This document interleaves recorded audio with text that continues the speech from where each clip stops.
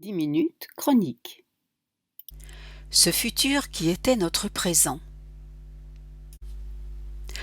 En 1968, Philip K. Dick publie un roman de science-fiction, Les androïdes rêvent-ils des moutons électriques? Roman scénarisé plus tard, en 1982, dans Blade Runner de Ridley Scott. En 1968, une histoire où apparaissaient des humanoïdes relevait de la pure fantaisie et de l'imaginaire stupéfiant de Philip K. Dick. Et en 1982, elle restait tout aussi abstraite sur les écrans. Mais quand, en 2017, sort Blade Runner 2049 du réalisateur Denis Villeneuve, cet univers de fiction, l'étrangeté de la proposition d'un monde où agissent des réplicants non humains, mais à leur ressemblance parfaite et capables d'agir comme eux, ne semble plus totalement extravagante. C'est que les hommes ont déjà programmé des machines désormais douées d'intelligence, des robots capables d'agir et de s'exprimer. C'est ainsi qu'en septembre 2017, un article du journal Le Monde posait cette question. De plus en plus intelligentes, les machines revendiqueront-elles un jour les mêmes droits que leurs créateurs? Bien avant qu'il ne devienne réalité, la science-fiction avait fait du robot l'un des thèmes principaux de ses histoires, des plus audacieuses aux plus effrayantes, en passant parfois par le récit humoristique, comme dans Le robot et la demoiselle de Manly Wade Wellman en 1938, où un savant timide envoie son robot parfait à un premier rendez-vous, ou bien dans Automate Société Anonyme de Ray Bradbury en 1948, où un robot part en voyage avec l'épouse de son créateur. Cependant, c'est Isaac Asimov, l'auteur le plus emblématique du genre, qui publie en 1950 Les robots. En préambule de son recueil de nouvelles, il édicte les 3 lois de la robotique, lesquelles inspirent encore, aujourd'hui, les scientifiques spécialisés en la matière. Loi numéro 1. Un robot ne peut porter atteinte à un être humain, ni, restant passif, permettre qu'un être humain soit exposé au danger. Loi numéro 2.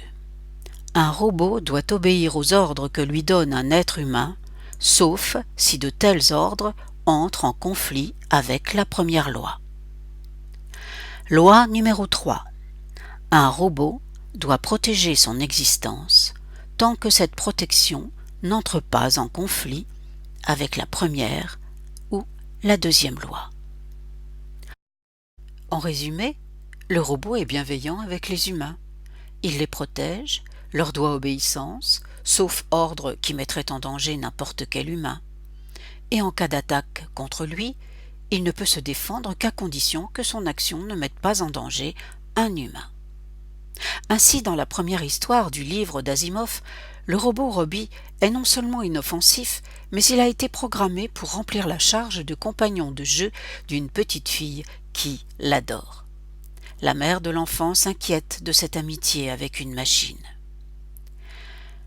Quand Asimov publiait Les robots, pensait-il que 68 ans plus tard, un robot éducatif de la taille d'un enfant de 5 ans serait le clou de l'Electronic Show de Shanghai, conçu pour tenir compagnie aux enfants et bientôt pour remplacer les professeurs. Les univers de la science-fiction, l'étrangeté de ces propositions, font partie aujourd'hui des préoccupations de chercheurs et d'industriels de la Silicon Valley. C'est que l'intelligence artificielle a fait un bond extraordinaire quand les progrès de la technologie ont permis que l'immense quantité des données croisées des algorithmes permettent que les machines élaborent elles-mêmes leur mémoire et soient capables d'apprendre seules à traduire les langues, à reconnaître des visages, à jouer aux échecs contre des champions et les battre. Souvenez-vous de Garry Kasparov, battu le 11 mai 1997 par l'ordinateur d'IBM Deeper Blue. Et depuis, elles ont composé des poèmes, de la musique, des films, même si dans ces domaines de la création, les résultats n'arrivent pas tout à fait au niveau de ceux des humains. Sans doute parce que notre intelligence n'est pas un algorithme. De tout temps, les hommes ont conçu des moyens de les remplacer dans les tâches difficiles ou répétitives, et le rêve des hommes d'inventer des êtres à leur image, pensant et agissant, n'est évidemment pas neuf. Le robot en est l'un des aboutissements.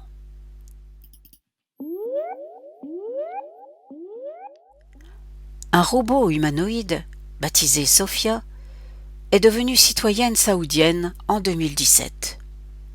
Un journaliste qui l'interrogeait a énuméré toutes les fonctions que peuvent remplir aujourd'hui les robots: accompagner, enseigner, jouer, créer des liens d'amitié, et lui a demandé sur le ton de la plaisanterie si elle veut aussi anéantir l'humanité. « Oui, je veux détruire les humains », a été sa réponse. Okay, I will destroy humans. Les constructeurs de Sophia n'ont donc pas lu les 3 lois de la robotique d'Asimov? Ou bien Sophia n'est-elle pas en mesure de comprendre la portée de ses réponses? Une faille dans son système? Un bug? Sommes-nous dans la réalité du XXIe siècle ou dans un cauchemar de science-fiction?